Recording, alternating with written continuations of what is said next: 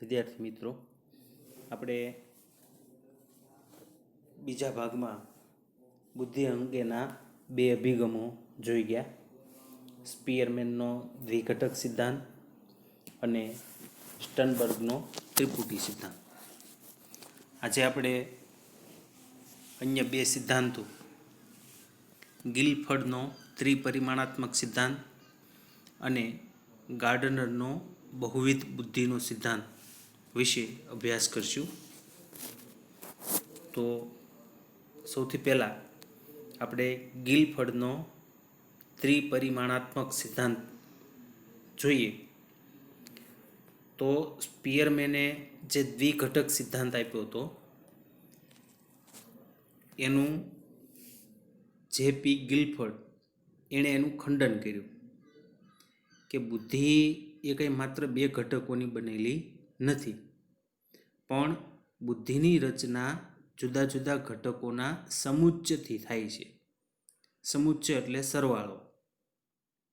બુદ્ધિના ઘણા બધા ઘટકો છે અને એ બધા ઘટકોના સરવાળાથી બુદ્ધિની રચના થાય છે. બુદ્ધિના દરેક ઘટક એક વિશિષ્ટ માનસિક ક્ષમતાનું પ્રતિનિધિત્વ કરે છે અને એમ છતાં એકબીજાથી સ્વતંત્ર હોય છે. અને આવા ઘણા બધા ઘટકો એકબીજા સાથે જોડાવાથી બુદ્ધિની રચના થાય છે. તો ગિલફર્ડનો જે ત્રિપરિમાણાત્મક સિદ્ધાંત છે એની અંદર મૂળ વાત આ છે કે બુદ્ધિના ઘણા બધા ઘટકો છે, એ બધા ભેગા થવાથી બુદ્ધિની રચના થાય છે. બુદ્ધિના ઘણા બધા ઘટકો છે, એમાં દરેક ઘટક એક વિશિષ્ટ માનસિક ક્ષમતાનું પ્રતિનિધિત્વ કરે છે. એટલે કે દરેક ઘટકની અંદર એક માનસિક ક્ષમતા હોય છે. દરેક ઘટક એકબીજાથી સ્વતંત્ર હોવા છતાં એ બધા ઘટકો એકબીજાની સાથે જોડાય છે અને એ જોડાણને કારણે બુદ્ધિની રચના થાય છે. દાખલા તરીકે જુદા જુદા અંગો અને અવયવો એકબીજાથી રચના અને કાર્યની દ્રષ્ટિએ ભિન્ન અને વિશિષ્ટ છે, પણ એમ છતાંય એ બધા જોડાવાથી આપણું શરીર અને શારીરિક ક્રિયાઓ શક્ય બને છે. આપણા શરીરના બધા જ અંગો જુદા જુદા છે, દરેકની રચના અલગ અલગ છે, દરેકનું કામ અલગ અલગ છે, પણ એમ છતાં એ બધા જોડાય એમાંથી શરીર બને અને એના કારણે આપણી બધી શારીરિક ક્રિયાઓ શક્ય બને છે. તો એવી જ રીતે બુદ્ધિની અંદર પણ ઘણા બધા ઘટકો રહેલા છે અને એ ઘટકોનું જોડાણ થવાથી બુદ્ધિની રચના થાય છે અથવા બુદ્ધિનું નિર્માણ થાય છે. આ બુદ્ધિની સમજૂતી માટે ગિલફર્ડે આપેલો સિદ્ધાંત ત્રિપરિમાણાત્મક સિદ્ધાંત તરીકે ઓળખવામાં આવે છે. ત્રિપરિમાણાત્મક, આપણે એને અંગ્રેજીમાં 3 ડાયમેન્શન એવા નામથી ઓળખીએ છીએ. તમે 3 ડાયમેન્શનનું ટૂંકું નામ એટલે 3D, 3 બાજુ. તો બુદ્ધિ માટેનો ગિલફર્ડે આપેલો સિદ્ધાંત એ 3 ડાયમેન્શન એટલે કે ત્રિપરિમાણાત્મક સિદ્ધાંત તરીકે ઓળખાય છે.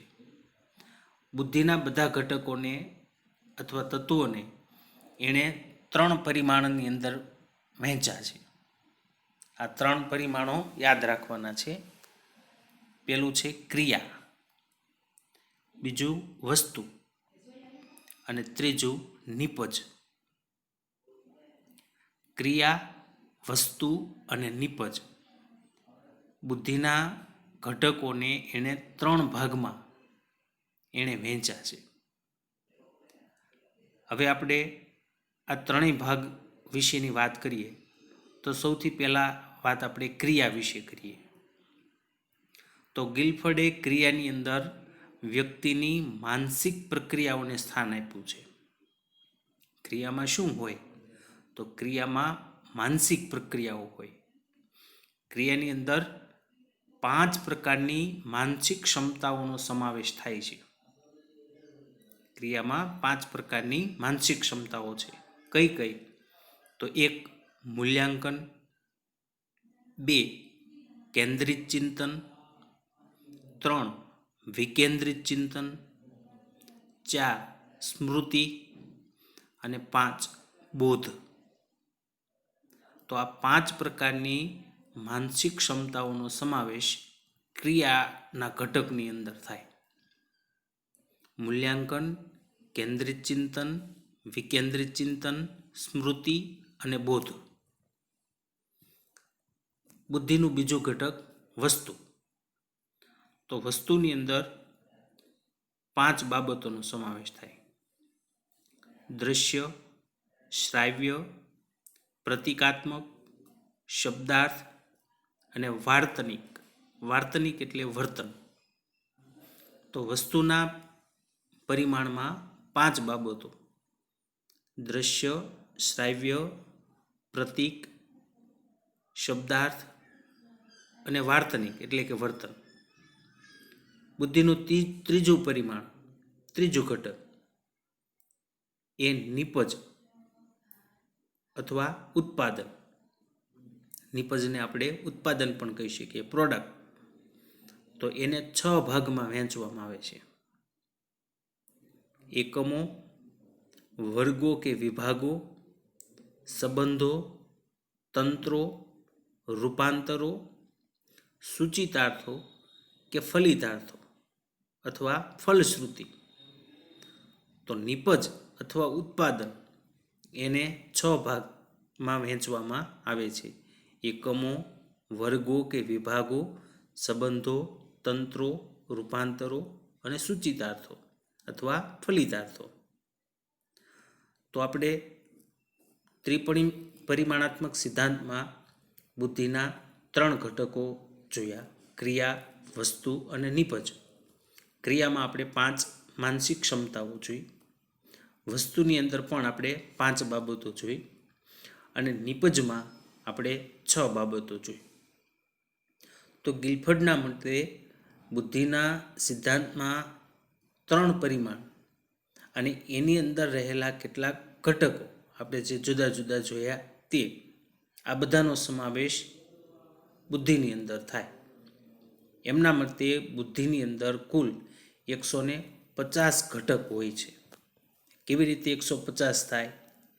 તો આપણે જોયા કે ક્રિયામાં કેટલા ઘટકો છે? 5. વસ્તુના કેટલા ઘટકો? 5. અને નિપજના કેટલા ઘટકો? તો 6. તો આપણે અગાઉ આ ઘટકો જોયા એ પહેલાં આપણે જોતા હતા કે દરેક ઘટક સ્વતંત્ર હોવા છતાં એકબીજાની સાથે જોડાય છે. એટલે કે બધા જ ઘટકો એકબીજાની સાથે જોડાય. તો ક્રિયાના ઘટકો 5, વસ્તુના ઘટકો 5, એટલે 5 ગુણ્યા 5 એટલે 25 એનો જવાબ થાય. અને એના ગુણ્યા નિપજના ઘટકો 6 એટલે 25 ગુણ્યા 6 બરાબર 150. 5 5 25 અને 25 6 150, 150. તો ગિલફર્ડના મતે બુદ્ધિમાં કુલ 150 ઘટકો રહેલા હોય છે. ત્યાર પછી આપણે ચોથો સિદ્ધાંત જોઈએ તો ગાર્ડનરનો બહુવિધ બુદ્ધિનો સિદ્ધાંત. હાવર્ડ ગાર્ડનર 1983માં એમણે બુદ્ધિ અંગે પોતાના મંતવ્યો રજૂ કર્યા. એમના મતે બુદ્ધિ એકાંકી સ્વરૂપ ધરાવતી નથી, પણ બુદ્ધિમાં જુદા જુદા ઘટકો રહેલા હોય છે. એમણે બુદ્ધિની સમજૂતી માટે જે સિદ્ધાંત આપ્યો એને બહુવિધ બુદ્ધિના સિદ્ધાંત તરીકે ઓળખવામાં આવે છે. મિત્રો, આ સિદ્ધાંત પરીક્ષા માટે ખૂબ જ અગત્યનો છે. અત્યાર સુધીની બોર્ડની પરીક્ષાના તમે પેપર જોશો તો ભાગ્યે જ કોઈ એવું વર્ષ તમને જોવા મળશે કે આ પ્રશ્ન ન પૂછાણો હોય. લગભગ દરેક વર્ષે આ એક પ્રશ્ન રિપીટ થતો હોય છે. ગાર્ડનરનો બહુવિધ બુદ્ધિનો સિદ્ધાંત જણાવો, અને એ પણ 5 માર્કના પ્રશ્નમાં, સવિસ્તર પ્રશ્નમાં. એટલે આપણે એનું મહત્ત્વ જોતાં એવું કહી શકીએ કે બોર્ડવાળા 5 માર્કનો પ્રશ્ન તો આપણને આપી જ દે છે. હવે તમારે 95 માર્કની તૈયારી કરવાની રહે. 5 તો આપી જ દીધા, ગાર્ડનરનો સિદ્ધાંત પૂછાવાનો જ છે અને અત્યાર સુધી પૂછાણો પણ છે. એટલે ખૂબ જ અગત્યનો આ પ્રશ્ન છે અને દરેક આપણે જ્યારે એમ કહેતા હોય કે આ પ્રશ્ન પૂછાવાનો જ છે તો આપણી તૈયારી પણ એવી હોવી જોઈએ. ગાર્ડનરના મતે વ્યક્તિને પોતાના વાતાવરણને સમજવામાં અને પોતાનો દૃષ્ટિકોણ વિકસાવવામાં બુદ્ધિ મહત્ત્વની ભૂમિકા ભજવે છે. આપણે આપણું આસપાસનું વાતાવરણ, પર્યાવરણ એને સમજવામાં, એની સાથે અનુકૂલન સાધવામાં અને આપણા પોતાના દૃષ્ટિકોણને વિકસાવવામાં બુદ્ધિનો અગત્યનો ભાગ છે. ગાર્ડનરે બુદ્ધિની વિશિષ્ટ 8 પ્રકારની લાક્ષણિકતાઓ દર્શાવી છે. વ્યક્તિમાં અને વ્યક્તિ વચ્ચે આ લાક્ષણિકતાના પ્રમાણની બાબતમાં તફાવત જોવા મળે છે. આપણે એની 8 લાક્ષણિકતાઓ જોઈશું ત્યારે આપણે એની વિશેષ સમજૂતી પણ મેળવીશું. પણ એક વ્યક્તિમાં એણે જે 8 લાક્ષણિકતાઓ દર્શાવી છે તો આ વિધાન બરાબર સમજવાનું ધ્યાન રાખજો કે વ્યક્તિમાં અને વ્યક્તિ વચ્ચે લાક્ષણિકતાઓના પ્રમાણની બાબતમાં તફાવત જોવા મળે છે. એનો અર્થ એવો થાય કે 8 જે લાક્ષણિકતા છે તો કોઈ પણ વ્યક્તિની અંદર દરેક લાક્ષણિકતા સપ્રમાણ જોવા મળે નહીં. કેટલીક લાક્ષણિકતાઓ એનામાં વધુ હોય તો કેટલીક લાક્ષણિકતાઓ એનામાં ઓછી હોય. એટલે કે વ્યક્તિમાં અને વ્યક્તિ વચ્ચે, એટલે કે બે વ્યક્તિ વચ્ચે પણ આ લાક્ષણિકતાઓ ક્યારેય સરખી જોવા મળે નહીં. કોઈકમાં અમુક વધુ હોય, કોઈકમાં અમુક ઓછી હોય. તો વ્યક્તિમાં અને વ્યક્તિ વચ્ચે આ લાક્ષણિકતાઓના પ્રમાણની બાબતમાં તફાવત જોવા મળે છે. પરિસ્થિતિ, સંજોગો અને ઘટનાના અનુસંધાનમાં વ્યક્તિ બુદ્ધિની વિવિધ લાક્ષણિકતાનો ઉપયોગ કરે છે. દરેક વ્યક્તિમાં આવી 8 લાક્ષણિકતાઓ હોય છે, ભલે એનું પ્રમાણ વધુ ઓછું હોય, પણ જ્યારે જેવા સંજોગો હોય, જેવી પરિસ્થિતિ હોય, જેવી ઘટના હોય એ પ્રમાણે વ્યક્તિની અંદર રહેલી આ લાક્ષણિકતાઓનો એ ઉપયોગ કરે છે. દાખલા તરીકે વિદ્યાર્થી જ્યારે વર્ગખંડમાં અભ્યાસ કરે છે તો ત્યારે એ ભાષાકીય, તાર્કિક કે ગાણિતિક બુદ્ધિનો ઉપયોગ કરતો હોય. રમતના મેદાનમાં રમતી વખતે એ દૈહિક, શરીર ગતિલક્ષી બુદ્ધિનો ઉપયોગ કરતો હોય. સહાધ્યાયીઓ, શિક્ષકો, વડીલો, કોઈ આદર્શ વ્યક્તિ એને સમજવા માટે આંતરવૈયક્તિક બુદ્ધિનો ઉપયોગ કરતો હોય છે. એટલે કે વ્યક્તિની અંદર આ 8 પ્રકારની લાક્ષણિકતાઓ હોય છે, પણ જેવી પરિસ્થિતિ હોય, જેવા સંજોગ હોય, જેવી ઘટના હોય એ પ્રમાણે એ પોતાના અંદર રહેલા બુદ્ધિના આ જે 8 લાક્ષણિકતાઓ છે એનો જરૂર પ્રમાણમાં એ ઉપયોગ કરતો હોય છે. તો ઉદાહરણમાં આપણે કેટલીક લાક્ષણિકતાઓ જોઈએ. હવે આપણે વિગત સાથે એક પછી એક આ 8 લાક્ષણિકતાઓ છે એ આપણે ભણશું. હવે પ્રશ્ન ખૂબ અગત્યનો છે એવી આપણે વાત કરી. તો આ પ્રશ્નને તૈયાર કરવા માટે શું કરવું, કેવી રીતે આ પ્રશ્ન તૈયાર કરવો? તો સૌપ્રથમ તો 8 લાક્ષણિકતાઓ છે એ 8 બરાબર પાકી કરી નાખવાની. કે વ્યક્તિની અંદર આ 8 પ્રકારની બુદ્ધિની લાક્ષણિકતાઓ રહેલી હોય છે. એટલે 8 મુદ્દા પાકા કરી નાખવાના. અને પછી દરેક મુદ્દાની અંદર 2 બાબતો તમારે લખવાની રહે છે. એક બાબત એ લખવાની છે કે જે લાક્ષણિકતા છે એ કયા કાર્યમાં જોવા મળે છે, અને બીજી બાબત તમારે લખવાની છે કે કોનામાં જોવા મળે. તો આ 2 જ પ્રશ્નોને ધ્યાનમાં તમારે રાખવાના. દરેક લાક્ષણિકતા કયા કાર્યમાં જોવા મળે અને કોનામાં જોવા મળે. આપણે એક લાક્ષણિકતાઓ એક પછી એક શીખીએ તો તમે એ પ્રમાણે એને યાદ રાખી શકશો. પહેલી લાક્ષણિકતા ગાર્ડનરે 8 પ્રકારની લાક્ષણિકતાઓ દર્શાવી છે. પહેલી લાક્ષણિકતા ભાષાકીય બુદ્ધિ. તો આ પ્રકારની બુદ્ધિ લેખન, વાચન, કથન, ભાષાની જટિલતા સમજવી, એને અસરકારક રીતે રજૂ કરવી વગેરે કાર્યોમાં પ્રગટ થાય. તો જો આપણો પહેલો પ્રશ્ન આવી ગયો, ભાષાકીય બુદ્ધિ તો કયા કાર્યોમાં એ જોવા મળે, કયા કાર્યોમાં પ્રગટ થાય? તો લેખન, વાંચન, કથન, ભાષાની જટિલતા સમજવી અને અસરકારક રીતે એને રજૂ કરવી, આ બધા કાર્યોમાં ભાષાકીય બુદ્ધિ જોવા મળે. કોનામાં જોવા મળે? તો સાહિત્યકારો, લેખકો, વક્તાઓ, ઉદ્ઘોષકો, એટલે મોટા કાર્યક્રમ હોય એનું જે સંચાલન કરતા હોય એને ઉદ્ઘોષક કહેવાય. તો કાર્યક્રમની ઉદ્ઘોષણા કરનાર એવા ઉદ્ઘોષકો અને કટાર લેખકો, એટલે છાપાની અંદર કોલમ લખતા હોય. તમે ગુજરાત સમાચાર, સંદેશ એની પૂર્તિઓ જો વાંચતા હો તો એમાં નિયમિત રીતે કેટલાક લેખકો કોલમ લખતા હોય છે, પોતાનો લેખ એમાં પ્રગટ કરતા હોય છે.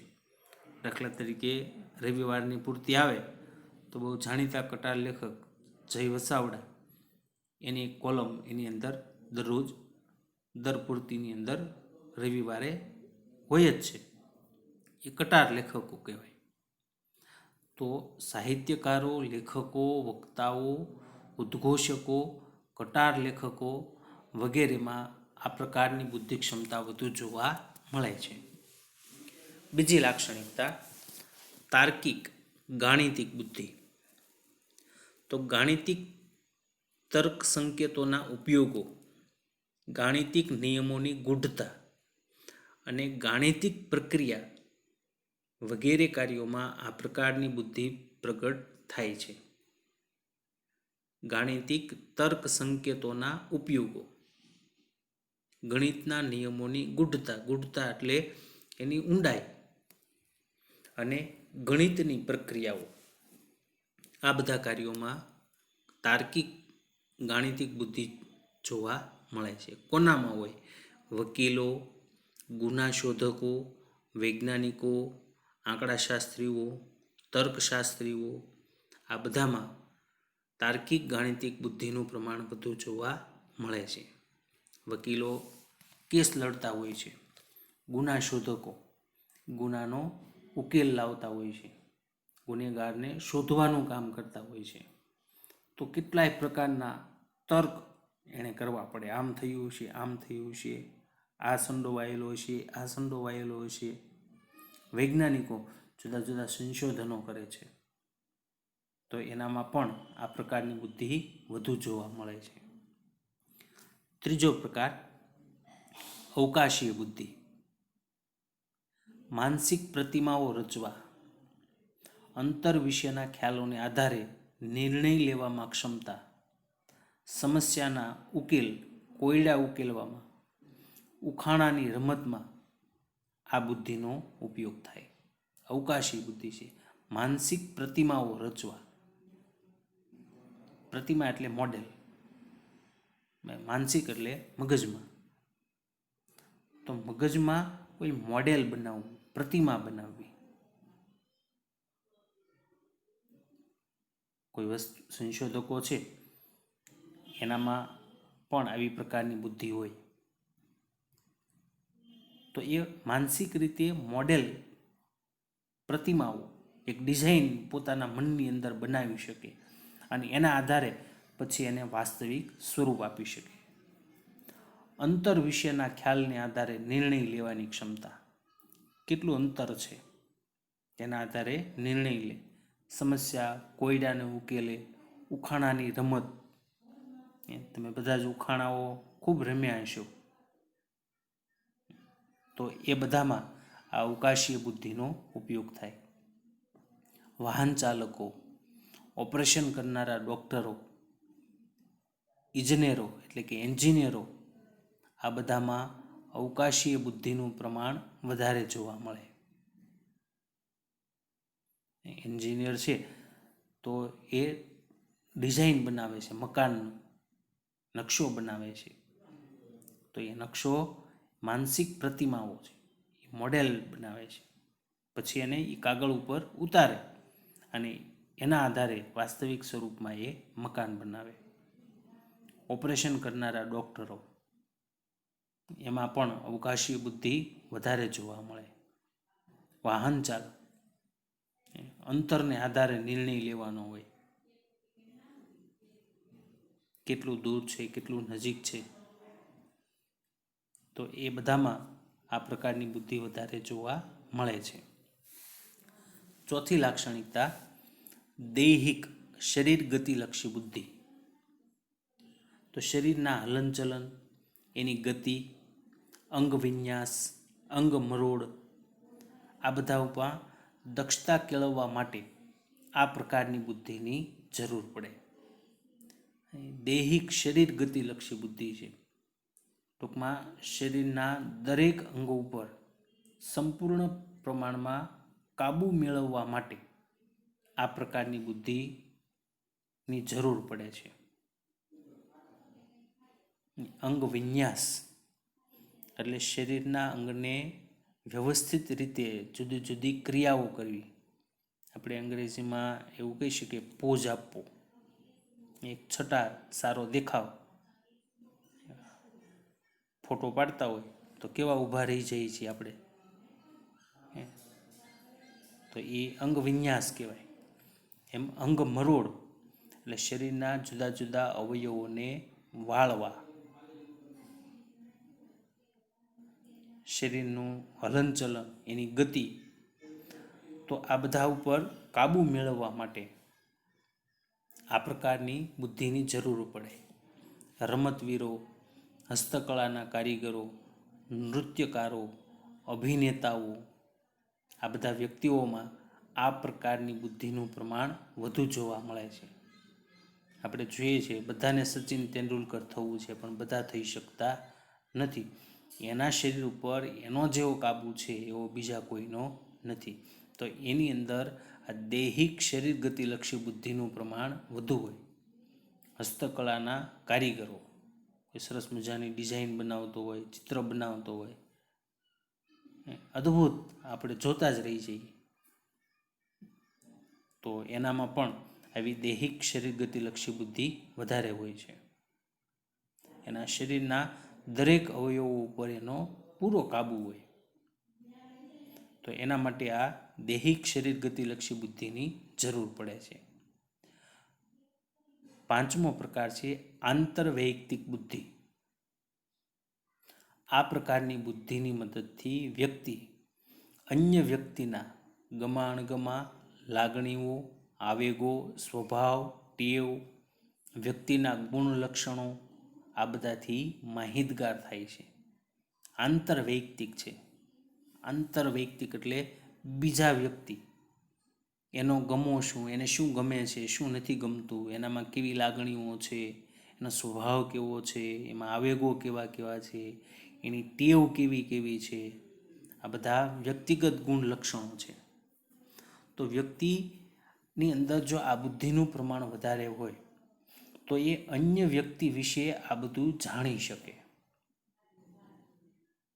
રાજનેતાઓ, ધર્મગુરુઓ, શિક્ષકો, સામાજિક કાર્યકરો, આ બધામાં આંતરવૈયક્તિક બુદ્ધિનું પ્રમાણ વિશિષ્ટ જોવા મળે.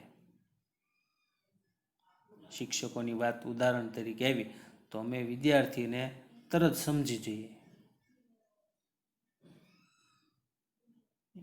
કે રજા લેવા આવ્યો છે પણ કારણ ખોટું છે. સાહેબ ઘરે જવાની રજા જોઈએ છે અને સરસ મજાનું કારણ રજૂ કરે, પણ અમને ખબર પડી જાય કે આ કારણ સાચું નથી. આંતરવૈયક્તિક બુદ્ધિ, બીજા વ્યક્તિને સમજવું, એનામાં કેવો ગમો છે, કેવા અણગમા છે, એનામાં કેવી લાગણી છે, એનો કેવો સ્વભાવ છે, એની અંદર કયા વ્યક્તિના ગુણ છે, તો એ બધા માટે આંતરવૈયક્તિક બુદ્ધિનો ઉપયોગ થાય છે. રાજનેતા, ધર્મગુરુ, શિક્ષકો, સામાજિક કાર્યકરો, આ બધામાં આંતરવૈયક્તિક બુદ્ધિનું પ્રમાણ વધારે જોવા મળે છે. છઠ્ઠી લાક્ષણિકતા સાંગીતિક બુદ્ધિ, સંગીત સાથે સંકળાયેલી છે. સંગીતના સૂર, લય, તાલ, રાગ, બંદિશ આ બધાની સમજ કેળવવાની ક્ષમતા સાંગીતિક બુદ્ધિનું પરિણામ છે. ગાયન અને વાદન ક્ષેત્રના કામ કરતા નિષ્ણાંતોમાં આનું પ્રમાણ અન્ય વ્યક્તિની તુલનાએ વધુ જોવા મળે. તમે એક સંગીત વિષય તરીકે ભણો છો અને સંગીતમાં તમે ઘણા બધા જુદા જુદા વાદ્યોને વગાડી પણ શકો છો, તો એ સાંગીતિક બુદ્ધિનું પ્રમાણ વધુ હોવાનું દર્શાવે છે. જેનામાં સાંગીતિક બુદ્ધિ વધારે હોય એ સૂર, લય, તાલ, રાગ, બંદિશ આ બધાની ક્ષમતા, એની સમજ એ કેળવી શકે. તો જેટલા કલાકારો છે ગાયન વાદન ક્ષેત્રમાં એ બધામાં સાંગીતિક બુદ્ધિનું પ્રમાણ વધુ જોવા મળે. સાતમી લાક્ષણિકતા છે વ્યક્તિ અંતર્ગત બુદ્ધિ. જો મિત્રો એક આમાં ધ્યાન રાખવાનું છે, આપણે એક આગળ જોઈ ગયા આંતરવૈયક્તિક બુદ્ધિ. મોટાભાગે વિદ્યાર્થીઓ આ બેમાં ગરબડ કરે છે. આંતરવૈયક્તિક બુદ્ધિ અને વ્યક્તિ અંતર્ગત બુદ્ધિ. આંતરવૈયક્તિક છે એ બીજાની સાથે જોડાયેલું છે અને વ્યક્તિ અંતર્ગત એટલે વ્યક્તિની અંદર એમ સમજવાનું. વ્યક્તિ અંતર્ગત બુદ્ધિ તો એક વ્યક્તિ તરીકે આપણે આપણી પોતાની લાગણી, આપણા પોતાના આવેગો, આપણી પોતાની અભિવ્યક્તિઓ, આપણા પોતાના મનોવલણો, પૂર્વગ્રહો, માન્યતાઓ આ બધાની સમજ આ બુદ્ધિ દ્વારા આપણે કેળવી શકીએ છીએ. આ બુદ્ધિ દ્વારા આપણી પોતાની લાગણી, આવેગો, અભિવ્યક્તિ, આપણું મનોવલણ, આપણી પૂર્વગ્રહો, આપણી માન્યતા એની સમજ આપણે કેળવી શકીએ કે હું શું છું, મારી અંદર કઈ કઈ બાબતો પડેલી છે. એટલે વ્યક્તિને પોતાની જાતને સમજવા માટે આ વ્યક્તિ અંતર્ગત બુદ્ધિ એ ખૂબ ઉપયોગી પુરવાર થાય છે. ઘણી વખત એવું બનતું હોય છે કે વ્યક્તિ પોતાની જાતને જ સારી રીતે સમજતો હોતો નથી કે હું પોતે શું છું, મારી કઈ નબળાઈઓ છે, મારા કયા જમા પાસાઓ છે.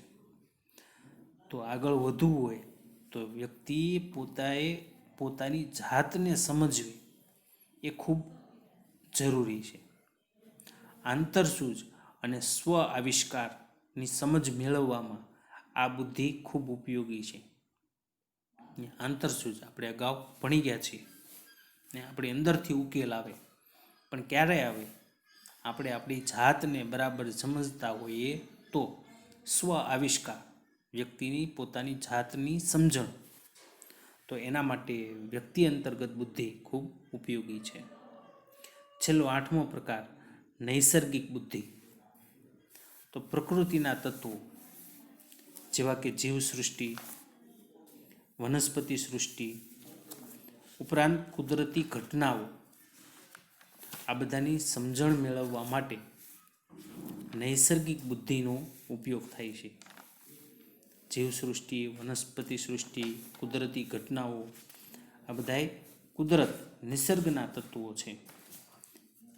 એને સમજવા હોય તો નૈસર્ગિક બુદ્ધિ એના માટે જરૂરી છે.